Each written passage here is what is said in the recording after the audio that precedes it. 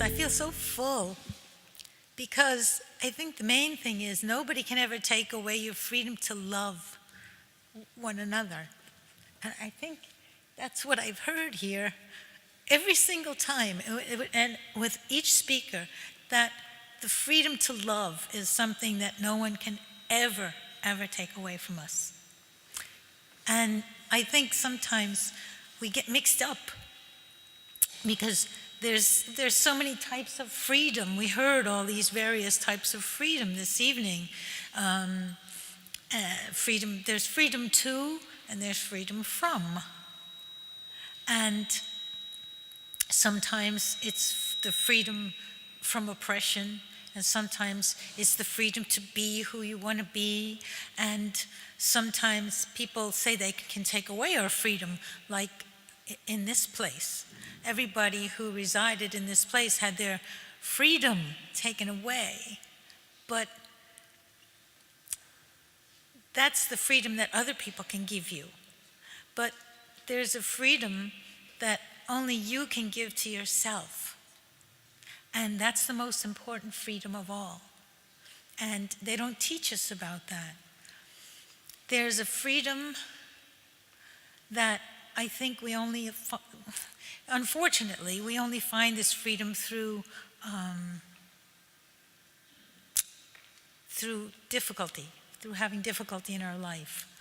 For me, it was in the little program, so I won't tell the whole story, but for me, my freedom was taken away when I was accused of a crime that I didn't commit, and I was locked up. I was sentenced to death and locked up in a cell very similar to one of these. In fact, tonight when we came here, I felt compelled to go in one of those cells and shut the door and just stay in there for a while.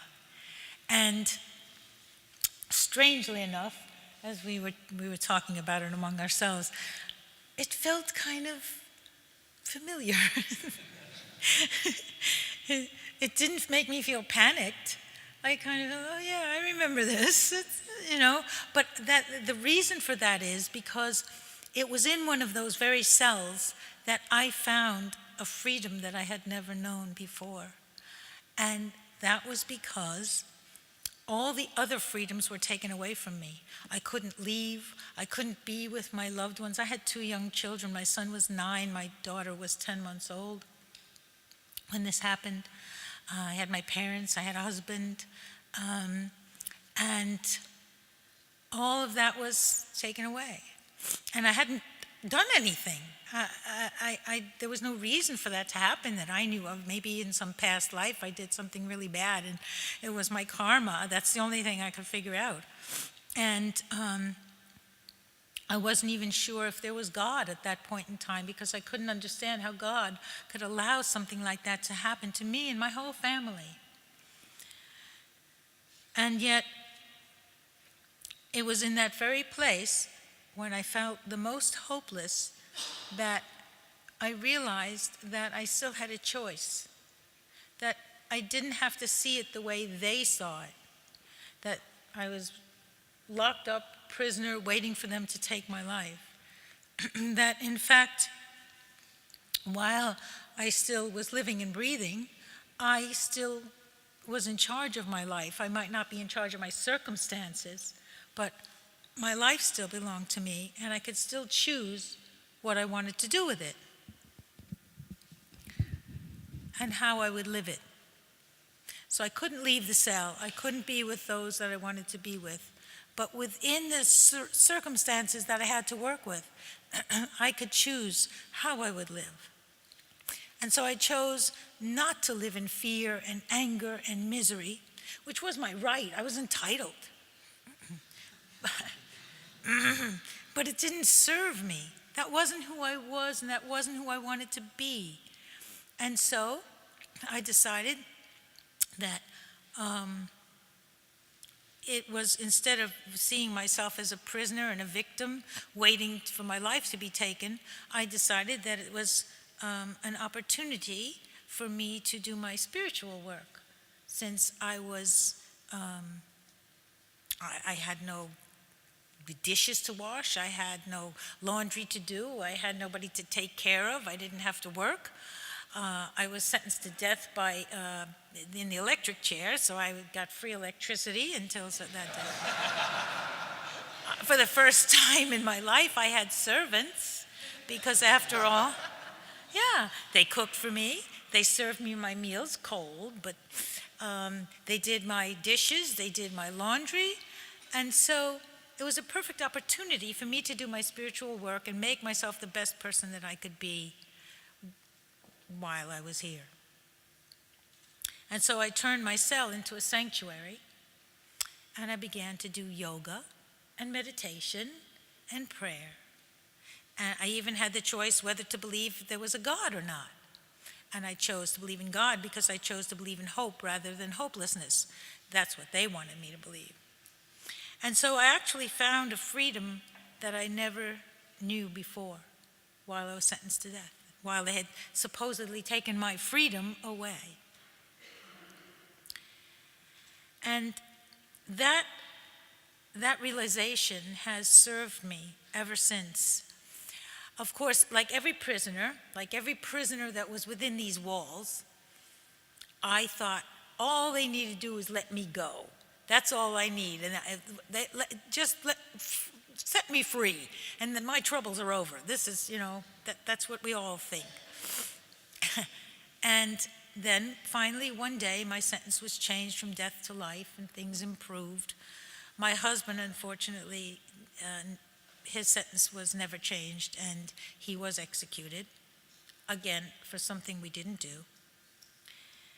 And at that point, when our daughter, who had been 10 months old, was then about 15, and when she heard how terrible the execution was, because he didn't just die when they put him in the electric chair, he caught fire because the electric chair malfunctioned. And when she heard that, she tried to take her own life. And I was helpless to help her. And I wished for that freedom to be there. I thought that if I could just be there, I could make a difference.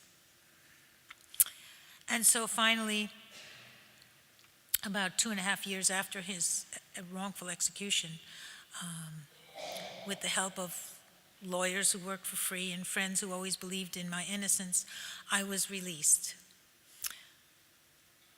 But freedom wasn't what I thought it was going to be. I didn't have any money. See, freedom, that kind of freedom, isn't free. So who was going to feed me, and where would I sleep? I had no money. I had this little cardboard box of stuff. That was all I owned in the world. And I was a 45-year-old woman whom no one was going to hire. And so I found out that was a different aspect of freedom that I hadn't been aware of. But it forced me to go back to the lessons that I learned while I was sentenced to death.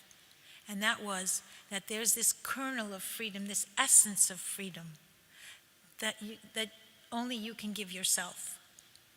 And once you find that, then nobody can take it away from you. And so I went back to what I knew, which was yoga, meditation, and prayer. And I employed myself teaching yoga. And I determined that, again, I wasn't going to be a victim and live in misery and anger and fear. And those were not the legacies that I wanted to leave to my children. And so I taught them that freedom is a gift that you give yourself, and you can free yourself from your past and from your circumstances.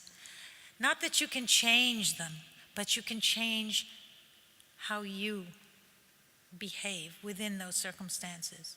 And the main thing that I taught them is that no one can take away the freedom to love one another.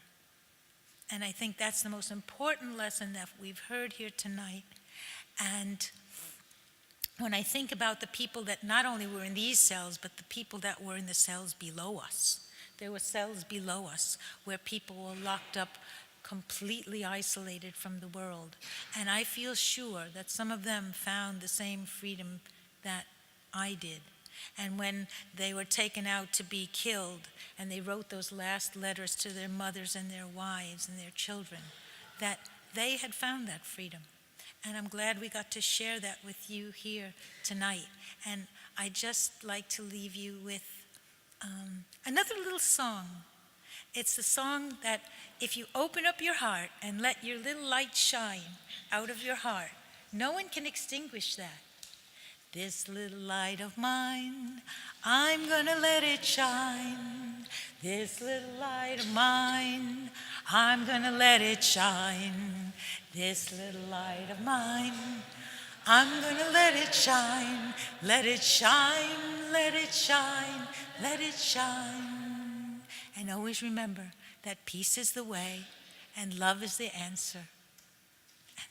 Thank you.